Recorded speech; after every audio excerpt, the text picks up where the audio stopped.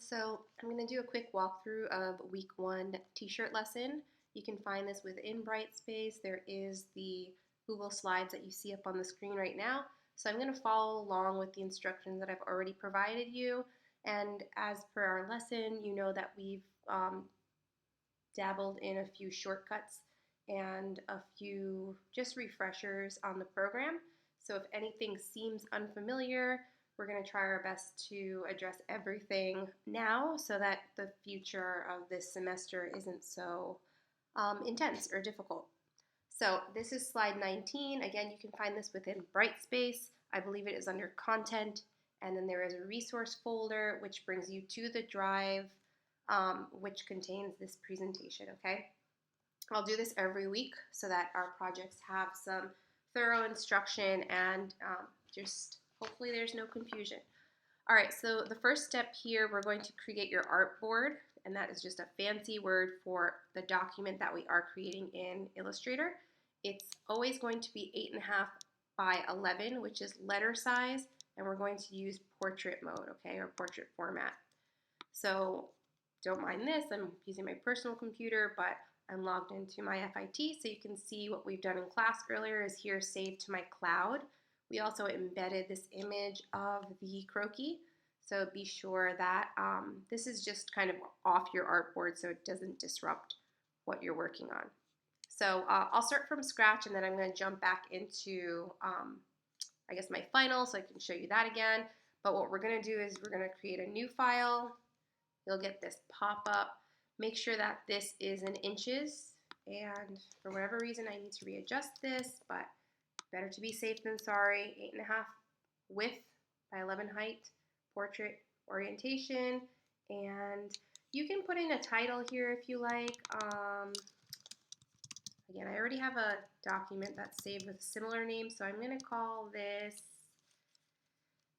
I'll just have the underscore instead of dashes for this one. So again, you're welcome to label it as such. It should always start with your project name, underscore, or dash the week, and then you'll submit that to Brightspace and the Google Drive folder that's provided each week. Again, you can do these presets. You must select the sizes for the document, and later on in the semester we'll be doing multiple artboards, but for now let's just work with one. So we'll hit create. All right, so you can see here all of my windows have popped up from earlier in our lesson today. And I'll go back into linking the images and all that good stuff.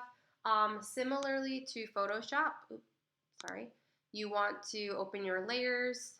Let's open up our brush window. I'll show you how to do a brush and stroke, which is obviously super important. You'll click on window and you can select whichever of the windows that you want to view. Obviously, it's not going to select them for you. Sometimes they'll be preset based on what you've done previously in Illustrator.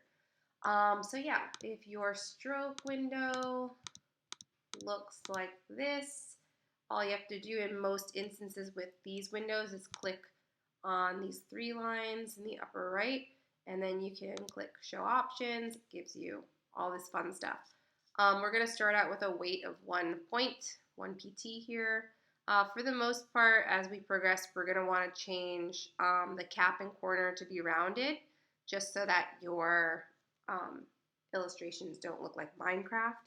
Very cute concept, but not what we're going for. So yeah, we'll revisit this in a little bit.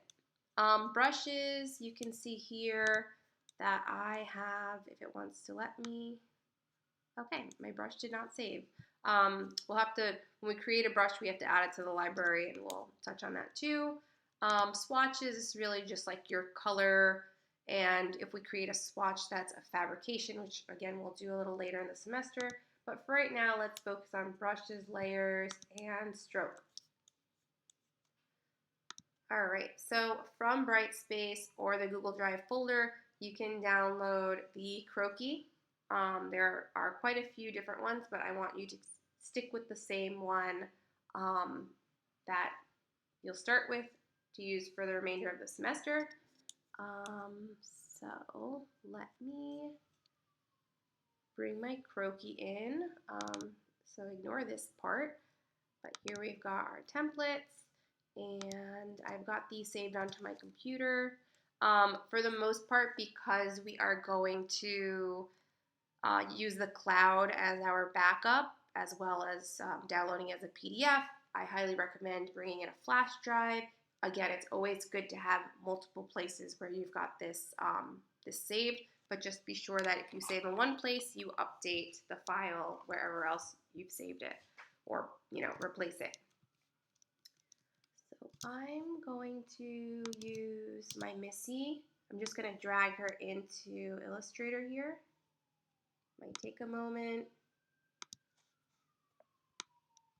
All right.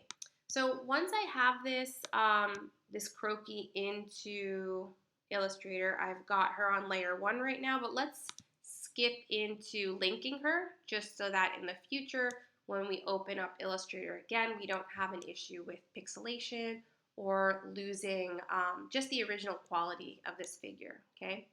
So what we're going to do is we're going to click on her, we're going to grab window, we want to go to links, and here we have her.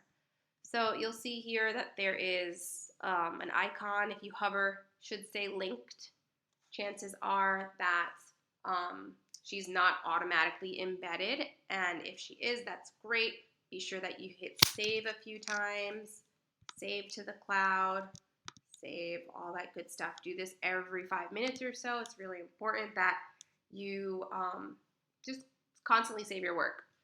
So you can see here that I'm getting this pop-up because I've saved this artboard or this document to the cloud, meaning that this croquis image is originally linked from my desktop. So if I save anything to cloud, it's not going to automatically know where it can retrace its steps to find this image in my artboard again. So what we have to do is we have to embed the object. And this is really only when you're working with the cloud for the most part, because again, you're changing from device to device, and your Illustrator account can't find where this image is on your home computer or in your downloads folder at home or wherever you're bringing it in from. So with this highlighted, I'm going to click this drop down and I'm going to embed. So that means that now this image lives within this artboard, okay? So I've got it on layer 1 here. By all means, you can create a new layer if you're more comfortable with working with that, not a problem. So for right now, I'm going to just slide her off of my artboard. We'll come back to her in a minute, just so that there's no confusion with overlapping what we're going to draw next versus her. Just think of it like a cake, everything is going on top of each other. So I'm just going to hit save again. Just make sure that you're, again, perpetually saving. If you're going to bring in a logo, just make sure that it has a copyright symbol or some sort of registered trademark alongside of it so that there's no issues with copyright infringement. For the most part, a lot of logos are copywritten, but just play it safe. If you want to design a collection that's inspired by a designer, just make sure you're covering all your bases. Same with your mood board. Make sure that you're using a royalty-free website or images that you have taken yourself, because you obviously have permission to use those. And as I mentioned in class, any works that are 100 plus years old are royalty-free. So artwork, architecture imagery from 100 plus years ago, even though I don't know if cameras were, yeah, maybe. Anyway, long story short, just, cover your bases. You want to be sure that you can utilize this coursework in your portfolio so that in the future when you're applying for jobs, you don't have to worry so much about copyright infringement. All right, so my layer 1 is my croquis here. I'm going to jump into layer 2. Again, it's just the beauty of it is we can turn her off, we can turn her on from visibility, or you can even place her on layer 1. You can always go into object and lock selection if you want to work around her and she doesn't kind of conflict with whatever else you're working on. And then later on, when you want to unlock her, you can just highlight all or highlight whatever you want to unlock and click unlock, okay? So let's keep her to the side for right now. So we're just going to create our box here, and I'm just gonna eyeball. We can always center this later, so don't sweat it. Just be sure that your fill, which is this box on the left, has no fill, but your stroke is black, okay? You can either double click it, you get a color picker pop up, or you can go into your color window. So window, color, and then you can select from either the color guide or in here, there's always gonna be no fill, black and white, just for your reference. Be sure that you, naturally I didn't select it, sorry. And give me 2 seconds, there we go. All right, make sure you're just continuously saving. I also mentioned rulers, okay? So if we click on view, I believe there is rulers here. You can click show rulers. And for the most part with any of these drop down menus, there's always going to be a shortcut here. So that is Command and the letter R, and you will get your rulers. So just get into the habit of using the shortcuts. It just makes the whole process a lot easier. So I'm just gonna click Command R. You're going to see my rulers pop up along the left and top side here. And I just love rulers. They're great.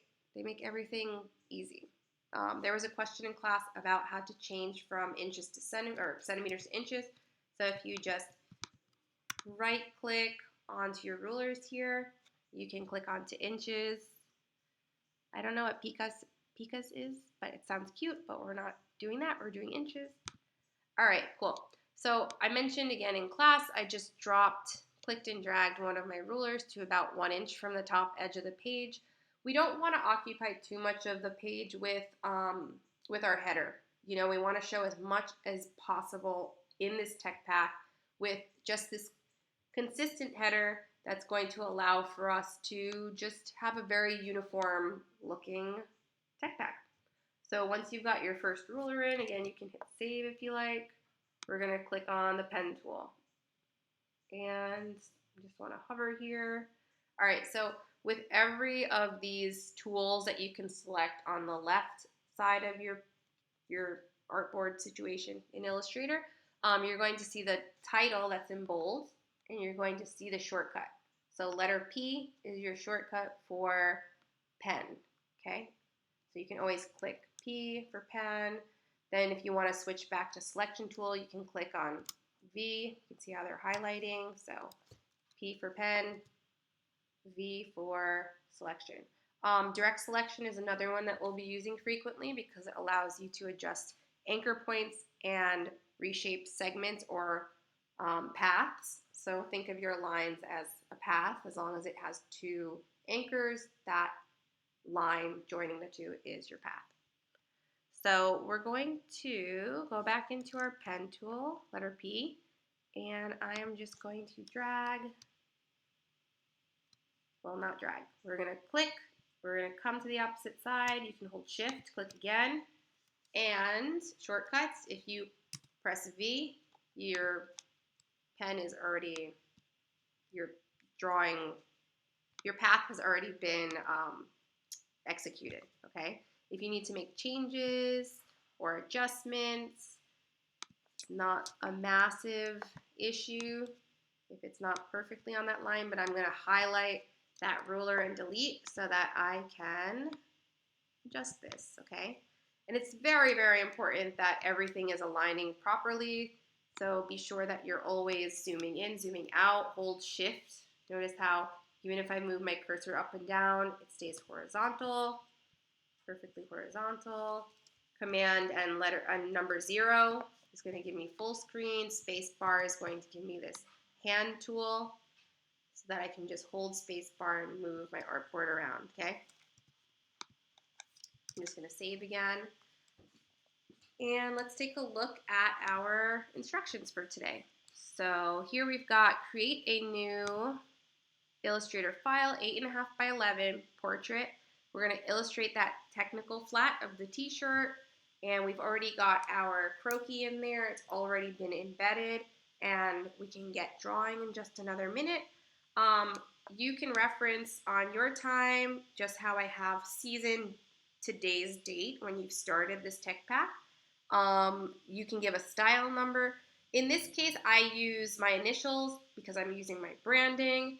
And then because this is my first garment, I've just labeled it as 001.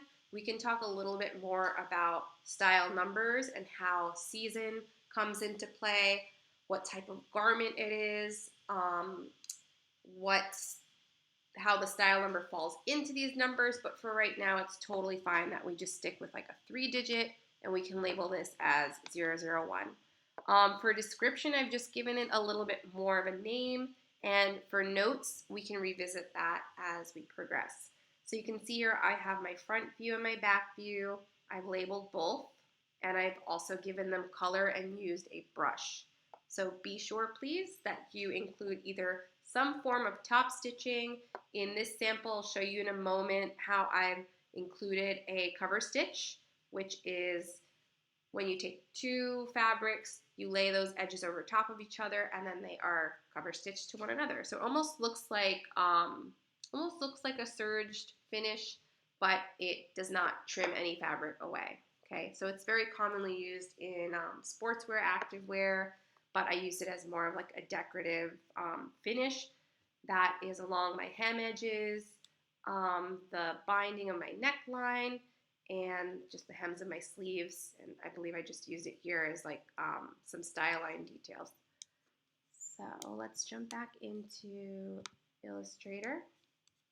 All right, so you can add in your season, all of these indications with the text tool. I believe text is letter T on your keyboard, yes. Just be sure that you can see how this is creating like a circular effect with my keyboard or my cursor. And here I'm getting a wiggly line. Make sure that you have this, this square shape with your cursor, because that means that you are not using your path to type on. So I'll show you what I mean by that. This is not what we want.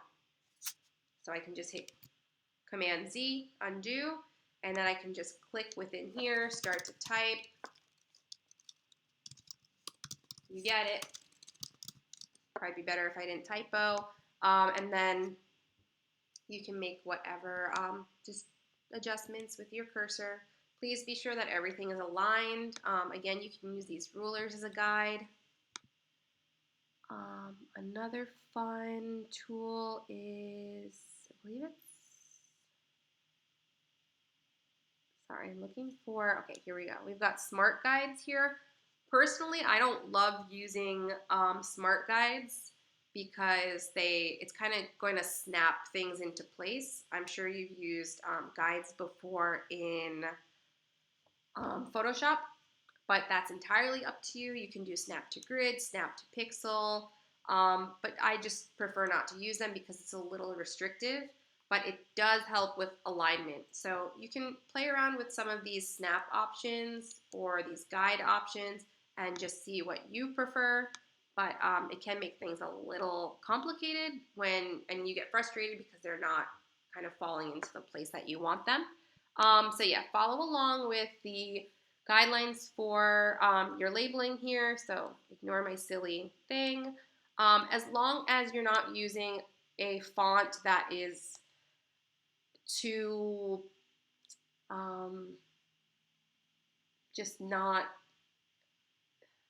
too far from traditional, then you're fine. You can work with Arial, Times New Roman. I think there's like typewriter or typewritten. I might have used that for mine, but try to keep it pretty simple, okay? We don't want that header to be a distraction from your garment design, okay? All right, I'm gonna hit save again. And again, saving to cloud, okay? If you save to the desktop on a school computer, I can't guarantee that your work will be there when you revisit a different computer. So better safe than sorry. But I'm going to bring my croquis back into my artboard here. She should occupy about like 7/8 of the space of your artboard. Just be sure that when you are resizing her, that you click and drag, but you hold shift because this is going to keep the scale proportionate, okay? And unlike Photoshop, you do not have to hit enter to execute. Once you let go of your cursor, you're good to go. I just hit Command 0 so that I could have full screen. And yeah, so here's our croquis. That's my layer 1. What I'm going to do is I'm going to lock her for right now. So let's click her. Let's go Object Lock Selection. And then we're going to click layer 2 so we can work in there. I'm going to go back into Pen Tool. And now we're going to get started. So I think the most important part is creative expression is obviously very important because you want your work to represent you and your aesthetic. We're still learning. Even as an established, experienced designer myself, we want to work within our comfort zone, but be expressive at the same time. So as challenging as you want to create with this, I guarantee it's going to be much more difficult if you get too carried away with your tech backs. Because with every detail that you add, you're going to have to explain those in your tech back. So we'll start with neckline. I'm going to just jump back into our presentation so that there's no confusion. What we're going to do now is we are going to draw, this is step 2, draw half of the t-shirt, the wearer's right side. So the wearer's right side is the person that it is on, so their right side. So to us, to the viewer, it will be the left side of the garment. Once we've drawn that, we're going to follow along with steps 3 and on so that we can do transform, reflect, and all this other fun stuff. In the event that your garment is asymmetrical, you will have to draw both sides of the garment. So pace yourself. We're all getting refamiliarized with Illustrator, so take it easy. Try maybe just like do something that's not going to become too stressful for the t-shirt because we have a lot more garments to work on throughout the semester. All right, so she's currently locked. I'm going to click on V, which is my shortcut for selection. And if I click her, absolutely nothing happens, which is lovely because she's not going to move. Nothing's going to interrupt or manipulate what I start to do with my pen tool, okay?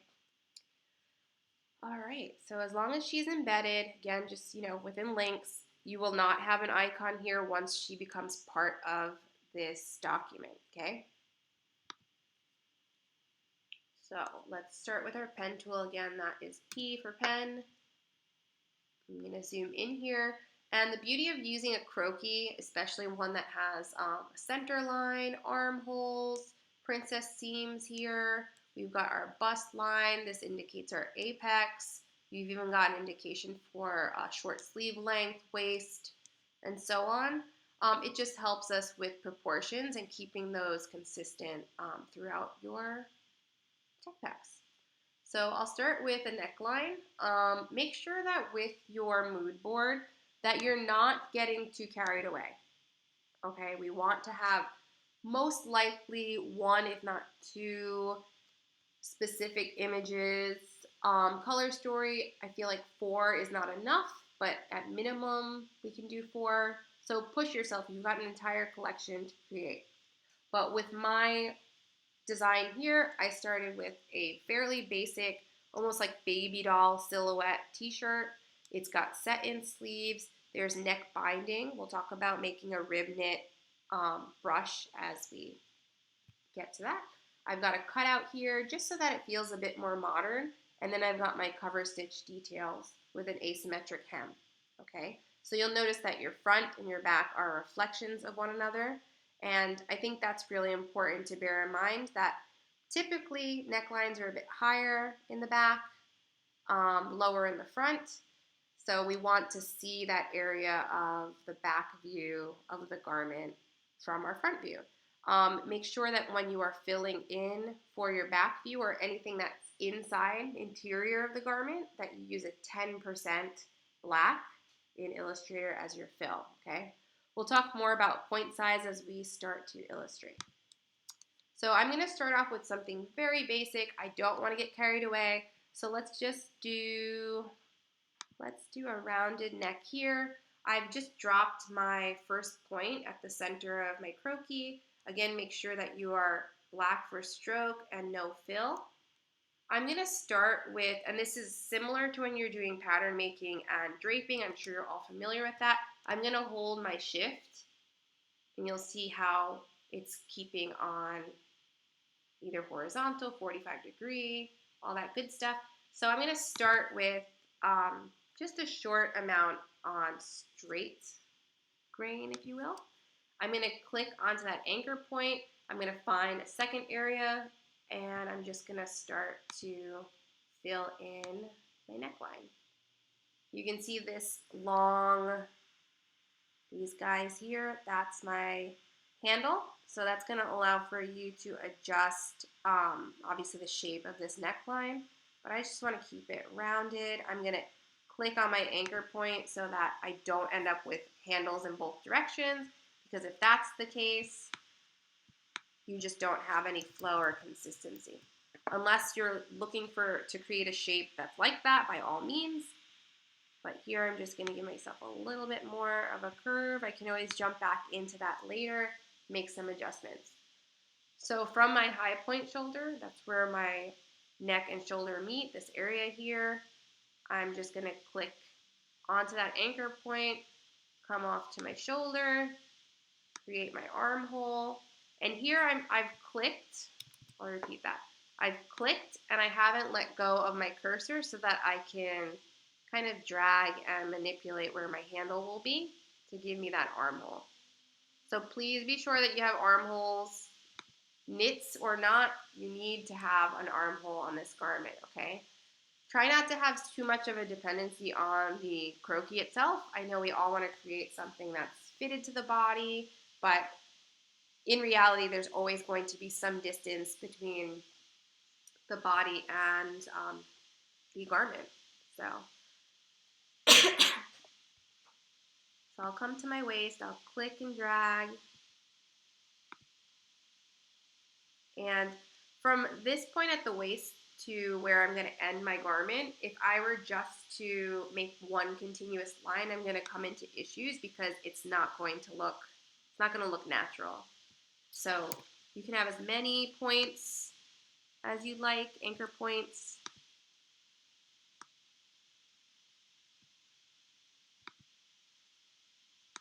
Your t-shirt design can be a bit longer, it can be a bit shorter. I'm just using my arrow keys to adjust where I've placed that last anchor point.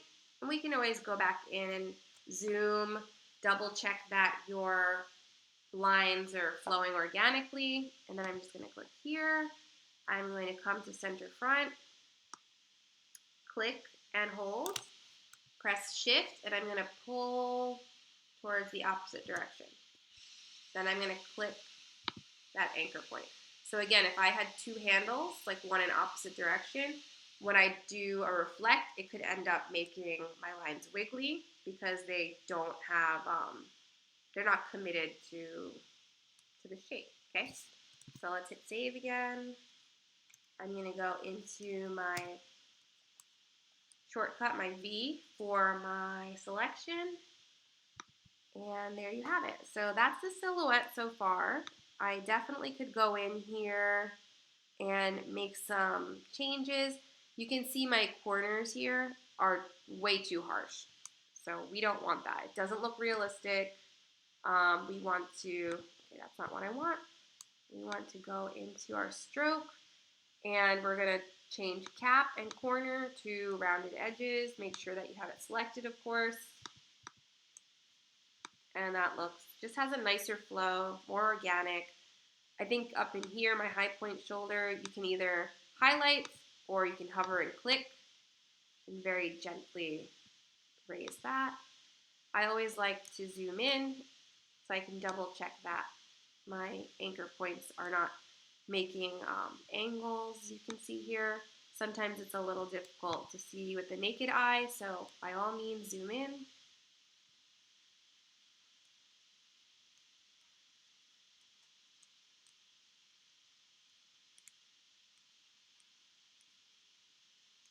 Here I've got a little bit of a hard edge too.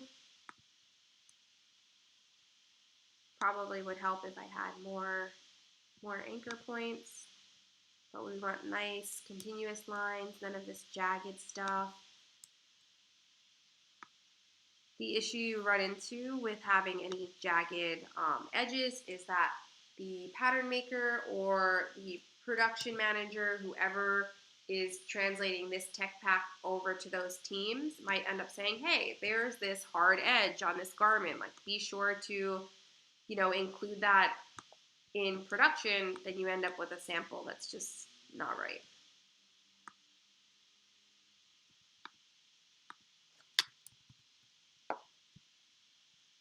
If you need to add an anchor point, you can go into pen, you can hover over your lines, and you see that plus sign, you can drop in some anchor points.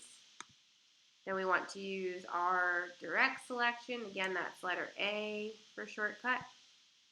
And then I can change those little points here and there. So I feel like that's looking a bit smoother. Okay, and then we've got this, and remember, although there is not a body within this flat, we don't want it to look robotic, okay? So think of when you're doing your illustrations in your hand-drawn classes, obviously there's going to be a circumference of the body, so we want to have a bit of a rounded edge to hems or wherever you have a finished portion of what you're illustrating. This is definitely on the more basic end of the flat illustrations, but baby steps. All right, I'm gonna hit save again. Then I'm going to select, so I've got my direct select. You see it's a white cursor now. That's my letter A shortcut. I'm just going to select my armhole. I'm gonna hit copy, which is Command C. So edit copy. Then I'm going to click Command F, okay? So Command F is paste in front. So when you're doing your sleeves, when you're doing, maybe you've got like color blocking going and you want everything to be aligned, utilize this tool by doing the paste on front or paste in front. Let's see, edit, paste in front. And these two are open-ended anchor points, so we can continue our line drawing from here. You'll get this slashy line with your cursor, and then we can just continue from here.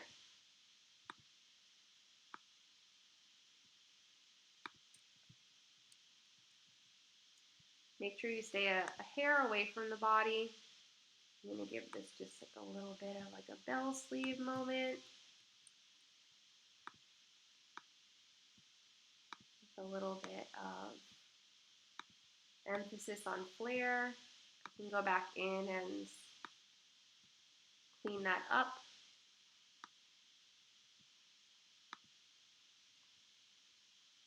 I want to be sure that I stay within or on top of my lines here. You can always, so I'm just hitting Command and that's giving me the last tool that I had selected. That's another shortcut.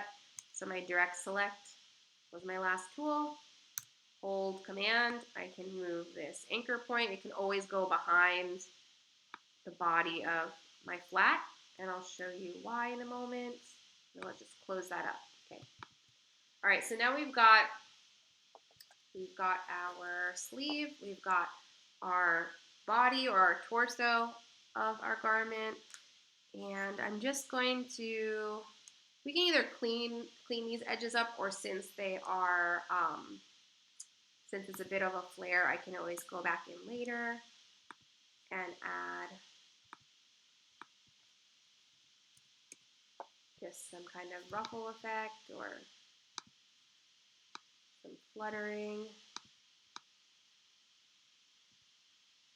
Not the prettiest, but it will do for now. All right, I'm gonna hit save. So it kind of saves you some trouble with having to super duper tidy clean up those edges when you know, you want to have some movement.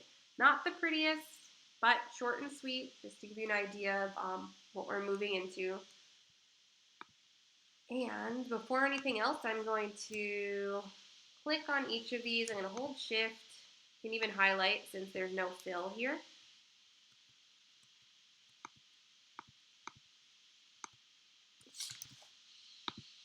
So click, select all, and then I'm going to go into object, and I'm going to group these just indications of my little flutters on my sleeve, okay? So now that I have that group, this is going to make it so much easier, because if I need to be sure that these will be at the front of my illustration, I can go into Object, Arrange, Bring to Front, okay? Because once we put color into these things, once we start manipulating the order that they'll be laying in, we're going to run into some issues probably, but we're going to see as we get to that step. For adding a neckband, same concept as your armhole here. Let's highlight this. We don't need the high point shoulder because that's part of the shoulder path. So I've just got my anchor points here. I'm going to hit Command C, Command F. So I pasted that in front. And now I can draw in my neckline. I can always shift this over a hair, save myself some time. Use my selection tool, can manipulate this a bit, and, sorry, my mistake, ignore that bit. We obviously have to create a shape with this. So now it's going to be a completely separate shape of the body of my flat. So I'm going to highlight this here. I'm going to copy, paste in front again. I don't want this entire shoulder edge, so I'm going to add an anchor point here. And then with my direct selection, I'm going to click on the anchor I want to get rid of and hit delete. I'm going to save again. So the beauty of this is there's so many anchor points in this one location. You can see a handle here, you can see an anchor point. We don't know which is where. So with my selection tool, I'm going to click on the body. I'm going to go into Object Lock Selection. And now we can work freely with only these pieces of our binding for our neckline. To join these two corners here, these two anchor points, I can either drag them over top of one another, or, and this works in most cases, but if there's any alignment issues, you're going to end up with a kind of crazy looking path. So I would highly recommend that you have these match as closely as possible. Again, if you have your smart guides on, any of your snapping or guides, you might end up with a bit of an issue because this, so let's click on this guy. I'm going to go into snap to point just to show you. If I use my cursor, my arrows on my keyboard, it's giving me a little bit of a wild jump there. And it wants to kind of encourage you to put things in certain areas. So what I'm going to do is I'm going to undo that move, and we're going to go back in, and I'm going to go back to just my snap to glyph. So I'm going to highlight those 2 points, Command J to join. Okay, so now this object here is one singular piece of my technical flat. So what I'm going to do is I'm going to just put in a fill color for right now. Make sure that you reference the colors that you've selected for your mood board. So let's stick with something kind of light and fun. And we can make some changes to this as well, just to keep the alignment a bit nicer looking. I'm just holding shift and scooching that down. All right, hit save again. So now we've got our body of our tee. We can go into object, unlock all. Then we want to go back in and lock our croquis again. And I'm going to add color to this right now just to avoid any confusion. Be sure you're in fill. Boy, that's bright. And another really fun bit here is you can adjust these numbers. So as I mentioned before, when we do the inside of a garment, we want like a 10% black. So I've just placed in 10 here. I don't want as much blue. 7, if I want that much blue, you get it. So have fun. Try new things. All right, I'm gonna select my sleeve too. You can also use the eyedropper tool like you would in Photoshop. So you can hit I for shortcut. I can click on the body of my tee. And you'll notice that how I've illustrated my sleeve looks a little funky. So before anything else, we're going to highlight all of the sleeve portions. We've already brought all of the these detail lines to the very front or the topmost layer. And the sleeve is obviously in front of this body portion. So we're going to go into arrange, object arrange, and we want to send backward. We could always send to back, but that means that it would go underneath our croquis, which by all means that's, oh no, she's a different layer. So we're good, send to back. All right, cool. So we haven't done any top stitching. I haven't done the back neckline of this yet, but we're getting there. So same concept for illustrating the back. Maybe I want the back neckline not to be as low as a tradition or as high as a traditional t-shirt. Let's take off the fill so that doesn't get confusing. And I'm going to work around here. We're going to end up sending this to back again. So I'm going to hit eyedropper. I'm going to select the body of my t-shirt. I'm going to go into arrange. And hit save. So we've got to draw this binding onto our back portion of the neckline here because that is continuous. Also because this is going to be the back or inside, well, it's the back and the inside of this t-shirt. We're going to change the fill color, so we select black. In K, we're going to replace that number with 10. Hit enter and we're good to go. So again, for collar stuff, make sure, or neckline rather, you have your points selected. You can hold shift as you select any other points that you want to select. I'm going to hit copy, paste in front, and I'm going to jump back into pen, click onto, you know what, let's lock some stuff up. And I just hit, because I've unselected what I pasted, and I've done a few steps afterward, I did 2 undos, so Command Z, so that I would have this highlighted again. And we want to get rid of this handle, but before we do that, let's use our selection tool. I'm going to group this, and the beauty of it is if I click that, it's a separate object to any other portion of the flap that I've done so far. So I'm just going to drag her up. And this is why we cannot attach to this anchor point because it's part of that path, okay? So I'm going to delete this. I'm going to drag my neckline back over top here. And then got our pen tool. And now I can continue from if it wants to let me. So what happened? All right, let's play it safe.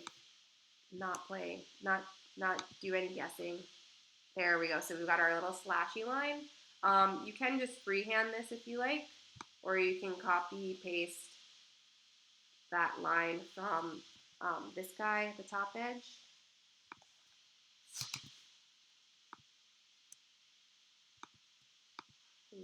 Just be sure that you don't leave, you always want to like close that last anchor point. And then I'm going to hit save quickly.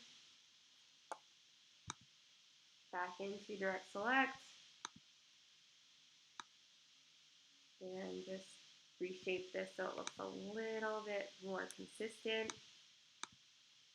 And now I can hit eyedropper after I've selected that, and voila. So again, remember everything's layers. You want to be sure that everything is just harmonizing. There shouldn't be any strange like overlapping or misalignments. So just be sure you're zooming in, double checking everything, saving every few minutes. And there you have it. We do not have any of our top stitching yet, and there's a reason for that, because if we were to have top stitching and join it, the continuation of that might be kind of funky when we do the reflect. So it's better we'll just leave that till we have both sides out on the table. All right, so hit save again. With my selection tool, with my V shortcut, I'm going to select all of my t-shirt. I'm going to go into, you can actually right click right on top of this, go to transform, reflect, and you're always going to have your preview on, or you should, but what we're not going to do is we're not just reflecting what we're creating, we want to make a copy of it. So you can see here is our reflection line. We want to reflect vertically. We're going to click on copy, and now we've got two versions of our t-shirt. So where's left side, where's right side. You can just click and hold that, and I'm holding shift again. Remember how I mentioned earlier, shift is going to keep that just on the same axis. So I'm going to bring this to me as closely as possible at center front. I'm going to zoom here, and here's where it gets really fun and really tricky at the same time, because we have quite a few different objects on our artboard right now. So we can't just go into direct select and just highlight things, because if we join them, chances are we have more than two endpoints, and we can't do that. So what we can do is we can either lock some objects or just select two anchor points at the same time. You can hit Command J, which is to join. So two anchor points, Command J. If you have a V-neck or any type of neckline that does not join on a horizontal, you can also join those two by, sorry, I have to lock this, which is in your instructions here. So to do a joining, okay, step 5. So selection tool. So we did this, we did our reflection, we dragged horizontally to fulfill the body silhouette. Joining at neckline. So what we can do is we can do in the drop down menu, which is select average, and that's going to align those 2 points.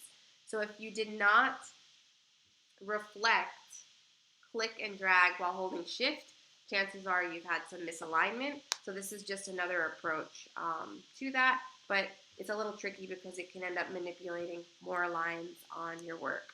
So stick with just keeping things, you know, on the same plane. I think that just makes it easier. So Command J to join. So we've got to join this guy here. I just locked this side, so I've got to go in and unlock. I'm going to hit save again. And because these 2 points, I mean, I can see them now, but if I click on one, I can no longer see the anchor point from this shape. So I'm going to click on one, hold shift, click on the other, go to Object, Arrange. I'm going to bring that all the way to the front so that I can join those points together.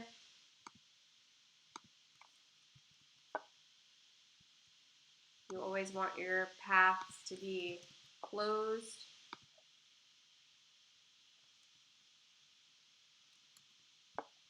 All right, so we're going to send that to the back. Make sure that you have it selected first.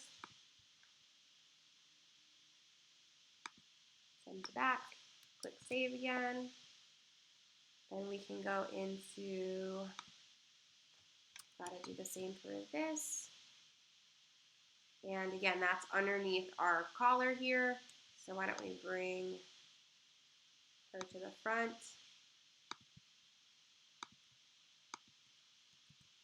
Join those two. Where you've only got your 2 anchor points down here, you have a little bit more freedom because you can just, oops, I have to lock her again.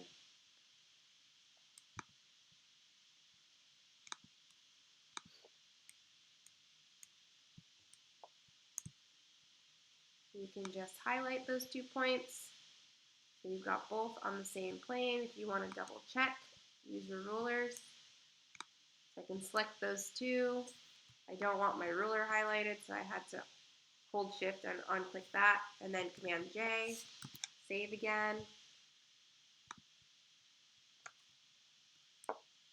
All right, I think I've got a few more points to join. I lost my neckline.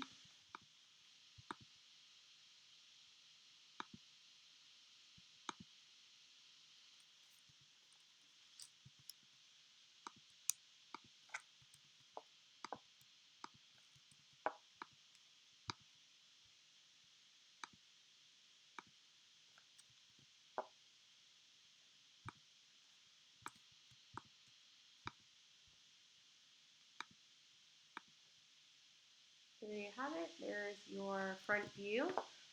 We do have to add in our top stitching, so I'll show you how to make a brush. You can always do like a straight top stitch that could serve as like a double needle that would have a stretch. It would be a stretch stitch that would have more emphasis on the inside of the garment, but I'll show you both. So the dashed line is pretty straightforward. I'm just going to highlight that ruler and delete. So let's go into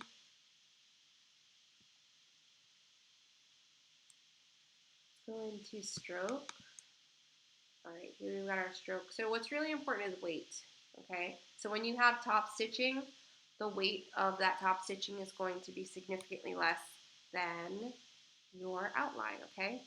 That really only plays into when there are any stitches that are visible on the garment, that you're going to change that weight.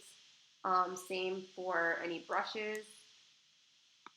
So what we're going to do is we're going to use direct select. We're going to highlight our bottom edge. Again, I only want these 2 anchors and their paths. I do not want this or this anchor, or I'm going to end up copying these paths, okay? So I'm going to copy here. I'm going to paste in front and just bring that up onto the garment. Make sure that there is no fill.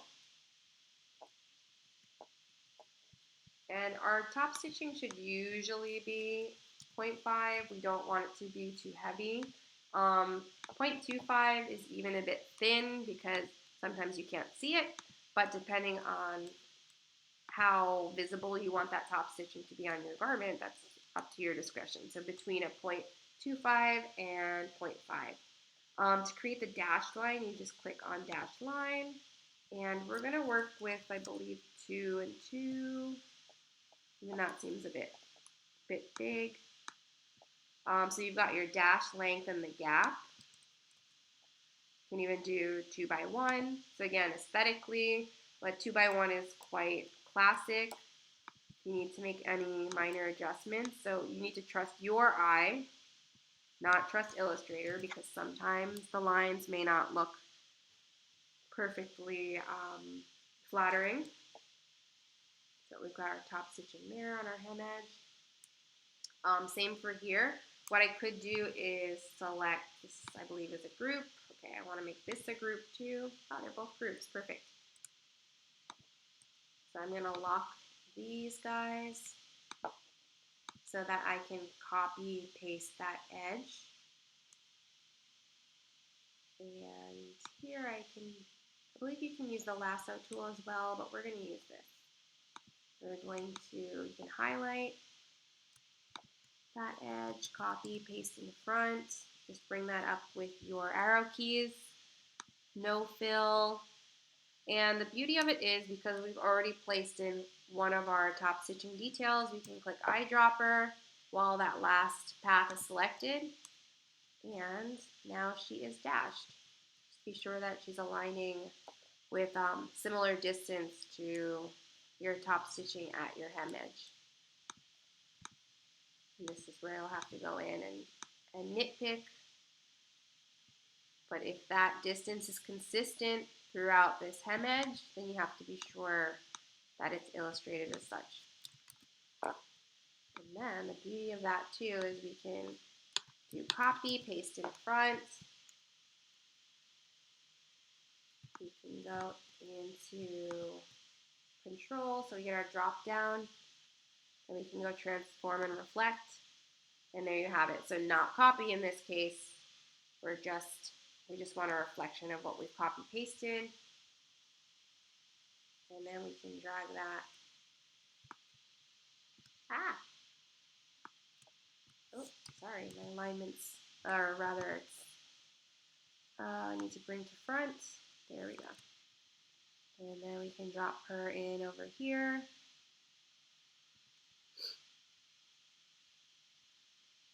And this is a fun tool to use. We can go into pen again, and then within our path, we can add an anchor point and just delete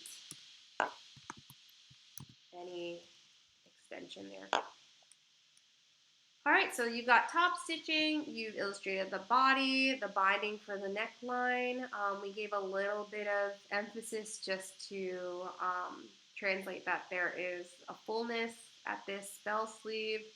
And now we'll make a brush. I would highly recommend, it is stretch. So I'm gonna put in some references for types of stretch stitches. So you do not have to only use the cover stitch, and then you'll just illustrate that. So the cover stitch is going to be quite narrow because we don't want it to be entirely visible. It really is more of a decorative, it serves a purpose from a production perspective. But yeah, if your sleeves are longer in the back than they are in the front, then I want to see the longer edge of that, like a high-low situation, and it should be illustrated as such here. But yeah, for brushes, we're going to click and drag 2 guidelines here from your rulers. And I'm going to go into stroke, and I'm going to start with a 0.2 for my weight. I'm going to use rounded edges. You're more than welcome to use the squared edges, but just know that your repeat might look very mechanical, so that's entirely up to you. But this here is going to be for a cover stitch brush. So think of it basically like a serger, serving a little bit different of a function. And I didn't use any particular height for this. You can see here on the side it's probably about a 1/4 inch. Don't quote me on that. Yeah, maybe tiny. All right, so we can just align these two if you like. And by if you like, I mean yes. All right, so there I've got my loop. I'm just gonna create a dashed line here. And I've already got one, so I can just copy paste that so that everything's very uniform. So copy, paste in front.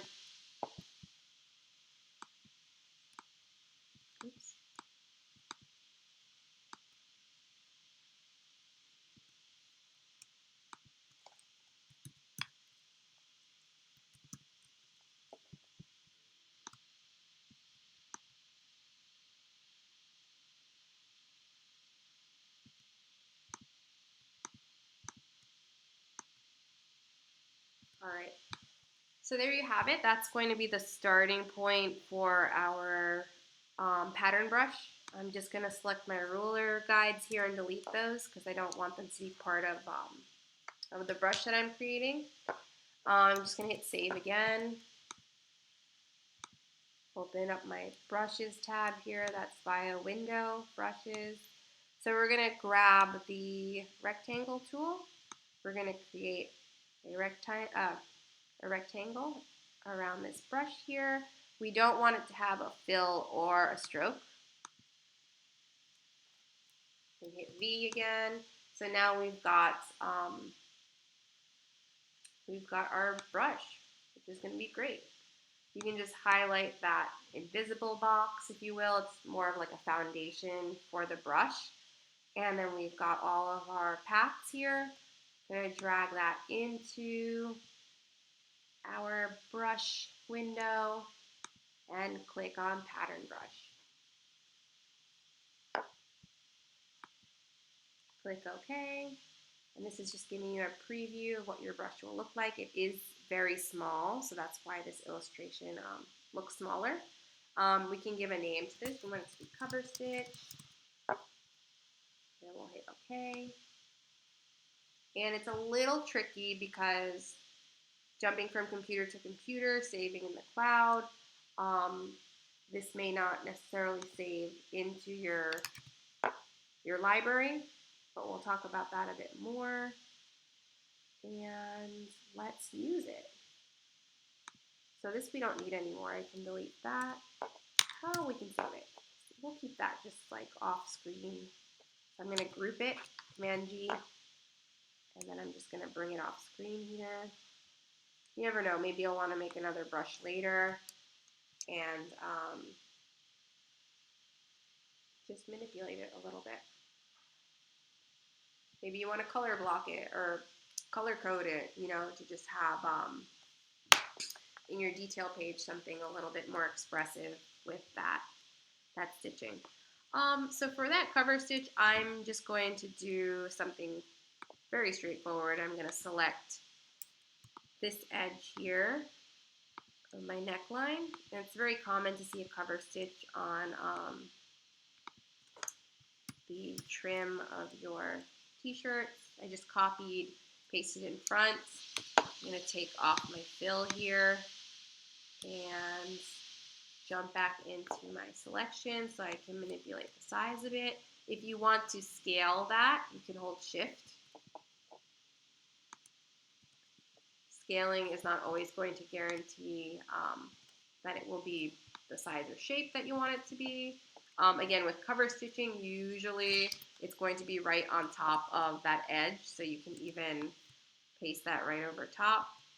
And now that we have this new path, I'm going to click onto my brush, and there you have it. So I think I might have illustrated that a little tall. I don't know if I love the width of it, but I can always go back in with what I've done here, and I can make that a little smaller, shorter, or even copy paste so that we have our original, hold Shift, and then I can bring that into my brushes. Alright, so that's brush number 2. I think I might not have scaled the stroke weight properly. Or we just need to make it more narrow. Okay, this I don't love. I'm going to trash that brush. And make sure you have that, we'll call it a bounding box, invisible bounding box behind what you've illustrated. Pattern brush, call it cover stitch 2. Alright, so it's a little finer than the previous and it's shorter. So maybe there'll be an aesthetic difference. Oh, okay, that's better.